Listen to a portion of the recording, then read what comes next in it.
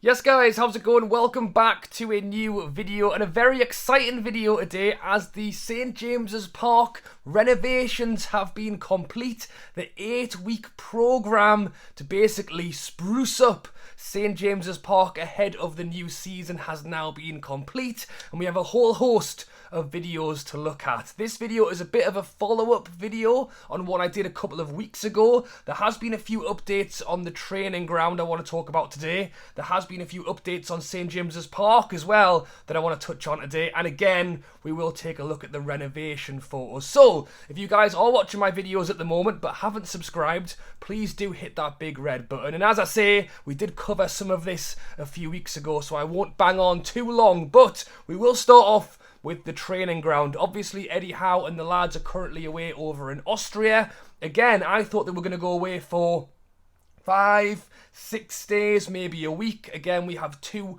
pre-season friendlies this Friday and Monday, but no, they've gone away for a full 9 days. It was great actually to see them go-karting the other night, so they're clearly out and about, obviously doing a lot of training. I think Eddie Howe's had them doing double sessions, one in the morning, one in the afternoon, clearly not making the mistake the last manager made when we went into the season totally unfit. So we will be very ready for this season. But back to the training ground, obviously the big reason they've gone out there for possibly longer than they would have is because of all the work that's going on, which is great to see, to be honest, because as we know, the wheelie bins, the paddling pools, a lot needed to be done. We understand they're getting cryo chambers and all sorts, so it's great to see. And again, we head off to Portugal in a week or two's time as well, so again, we are getting out the way for all of this work to go on. But as Murdad said,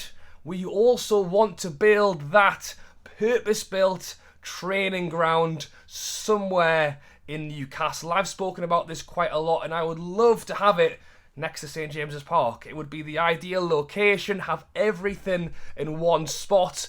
We just don't have the space for it. And there's been a lot of conversation on where it could be, but very recently, a few reports have been coming out that we may well have found the location, and it's up at Gosforth Park, or at least that's what I call it, Newcastle Racecourse, Parklands Golf Course, High Gosforth Park, basically up at the top end of the Great North Road, and that is where supposedly Newcastle are looking to put the new training ground. There's a whole host of space there. There's a lot of room to have it there. I was just taking a quick look. It is closer to Ponteland, where a lot of the players normally live. Obviously they live all over, but I know a lot of them live Ponteland, Darras Hall, that kind of area. So it would be closer for the players to drive into training. Again, it is out of the city a little bit more, and I guess that would help with traffic to and from training. But really the main thing is just finding somewhere that's close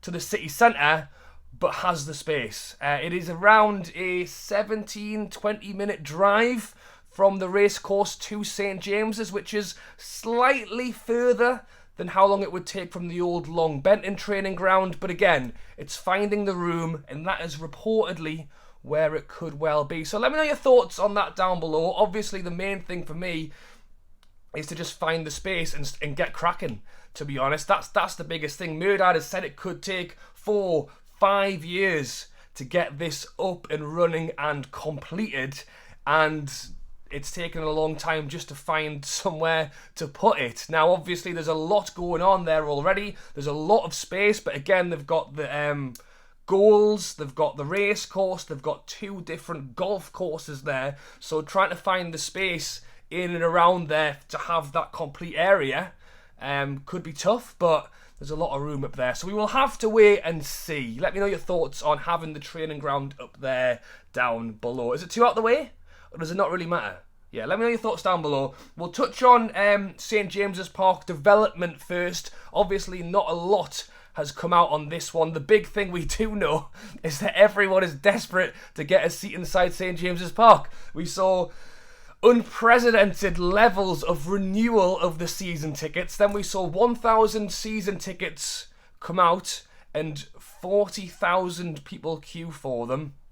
We then most recently saw the tickets go on sale for the Nottingham Forest game. Around 5,000 were released for members only. And again, 10,000 plus people queued, and now we'll have to see what happens in general sale. Again, I imagine they will sell out within 5 minutes. So the talk of St James's Park development versus new stadium, I don't think it's not going to end until a decision is made. And we went through all of this last time. Again, I'll leave the link to that video at the end of this one. I don't want to cover too much again, but there is ways St James's Park can be developed where it is right now. One of those ways is changing the pitch from one angle to another. One way is basically taking some of the stands out of the leasers to allow more stands to push onto the pitch from the Gallowgate. Again, both of these methods would bring Newcastle up, St James's Park, up to around, I think, 75 to 80,000, which would be a big increase.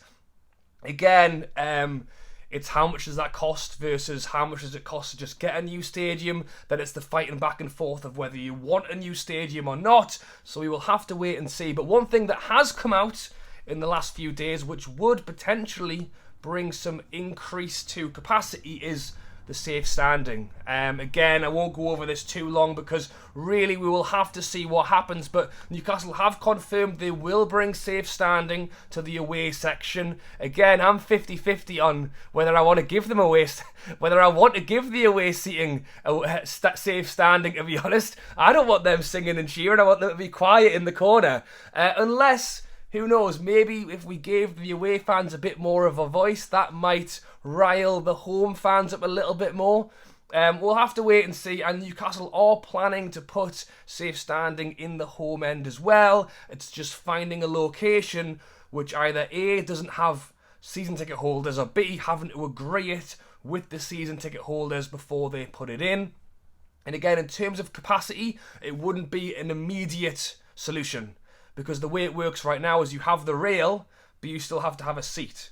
But there are some things they can do to still increase the capacity by putting in an extra step where you can fit an extra person to stand on the step. So I can see that potentially creating some extra room in the ground. It won't be a quick solution on the amount of seats we need to cope with the huge demand going on in St James's Park. But we'll have to wait and see on that one as well. Let me know your thoughts, again, on the development.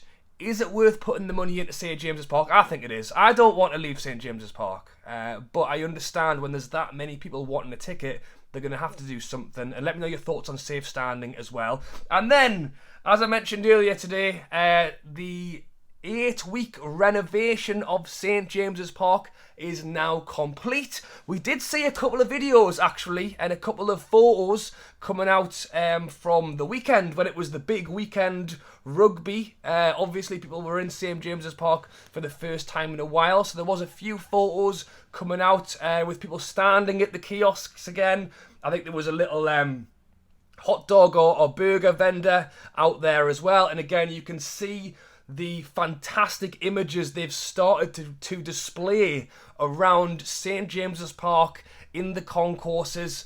The chants for Newcastle. There's also some fantastic banners showing Old Legend. I'm just bringing one up on the screen there. There's a great one with Kevin Keegan and showing some of the war flags as well. So there's some great images coming out. Again, it's the small things sometimes. Yes, right now everyone is very excited about this summer window. The summer window has been fantastic, and our work is not done this summer. Trust me, we will go out and find some attacking options. But one of the small things that needed to be done was just to spruce up the training ground. And I'll put some other photos on screen that aren't necessarily the most exciting. Just the fact that they've gone round, given it a lick of paint. To be honest, they've painted some of the walls white. Great. I'm happy to see that, to be honest, because as I say, it had not had any TLC, it hadn't had any care for so long. But again, it was Graham, who I'll shout out, who put this on Facebook, I think yesterday, that I saw, and he had tagged in all of the different, I think, companies who'd been a part of the renovation work. So again, the 8-week renovation project is thought to be finished. They're done, and I can't wait to get back to St James's Park and see it in person, to be honest. I'm tempted actually just to go in there and just enjoy the concourse for a couple of hours before the first game even starts. Again, that's the thing. I would generally go to a pub, maybe another one or two, or maybe even three if it was a late kickoff, and then go into the ground. Now, I actually want to go in and spend some money for a change. You know, I've ordered a couple of the shirts online as well, and I'll happily stand there and spend money if they are going to put the effort in to make it somewhere people want to stand before a game.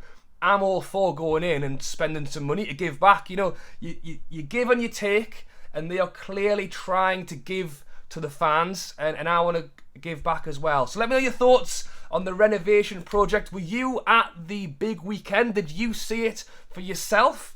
If you did, let me know your thoughts down below. How did it look? And again, not all of the photos are the most exciting. Some of them are literally just walls that have been painted and new tellies that have been put on the walls, but it makes a difference. It really does. So let me know your thoughts down below on the new location for the training ground, the potential development of St James's Park, the safe standing, and the renovations that have now been completed at St James's Park. And if you did enjoy this video, click here. Again, I did do a full video where I go into far more detail about the potential development options for St James's Park. So click here if you want to learn a little more. And if you have enjoyed this video, be sure to drop a like and subscribe. I am uploading every day Newcastle content. It's been a fantastic summer. I cannot wait to get the season underway. Alright guys, thanks for watching, and I'll catch you later.